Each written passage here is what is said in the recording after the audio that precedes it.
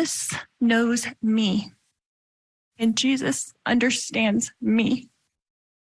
I mourn with all of you who mourn, my children and Tammy. Jesus Christ knows the truth of what happened here. Jesus Christ knows that no one was murdered in this case.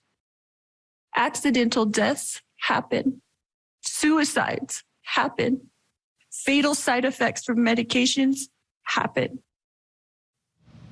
She denied it. She was convicted by the jury, but no murders happened here, folks. Let's dive in a little deeper here. Joining me right now, and in Los Angeles, California, body language expert, forensic psychiatrist, trial expert, witness, and columnist, Dr. Carole Lieberman. And what do you think, Dr. Carole Lieberman? I think her speech was amazing in the sense that we know that she has mental health issues. You know, for example, there was a time when she was found not competent to stand trial. And so I wasn't sure whether she was going to make sense or whether we were going to hear, and yes, you could question whether what she was saying was making sense, but I mean in terms of a sentence, whether she was going to make logical sense, which as far as what she was trying to say, or whether she was going to really, whether it was going to be gibberish. So, I think it's somewhat impressive that she was able to pull all of this together. I'm not saying that I believe her but it was a very coherent kind of statement. And, I think that that in itself. Now, one of the things that was sort of surprising that sentence that she just said about no one was murdered, there are accidental deaths and suicides and fatal side effects of medications. It kind of makes you wonder, who is she trying to say died by each of those things? Is it the three people or maybe her husband as well?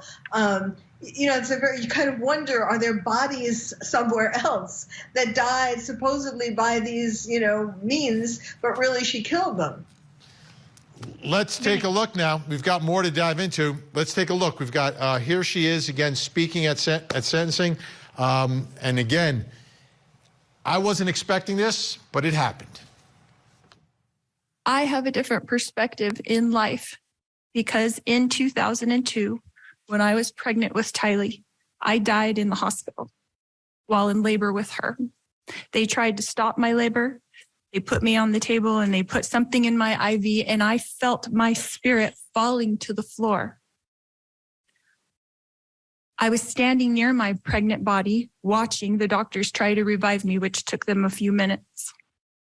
In that time, my sister Stacy was standing to my left. I turned to hug her and was surprised that her spirit was as tangible as a physical body, because I knew I was in spirit and she was in spirit. She said she needed to show me some things, and we went to heaven.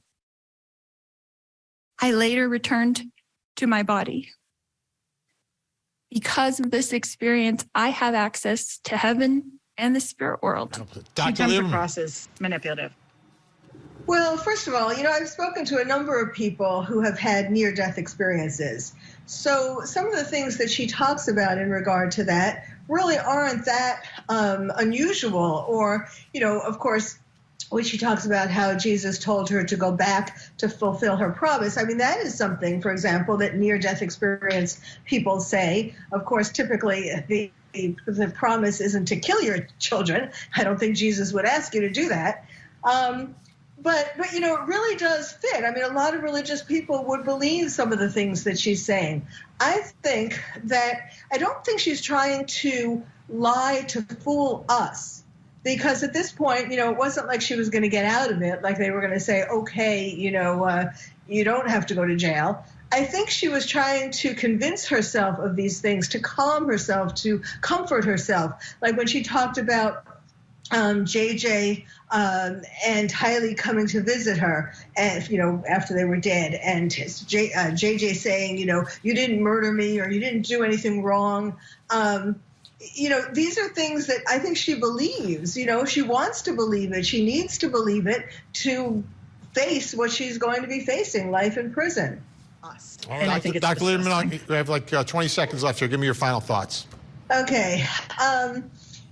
She does want to give the world a positive impression of her. After all this whole case went on and it was all horrible, in regard, she was a horrible person. That's what everyone comes away with. And I'm certainly not saying that she isn't. But I think she's trying to create an image, restore her image to the extent that she can. But I still say that she's not purposely lying. She wants to believe that she's lying to herself if she's lying, but she wants to believe these stories that she's made up. And there is religion that would back her up. Dr. Carole Lieberman, great insight tonight. Thank you both so much. We'll see you again really, really soon.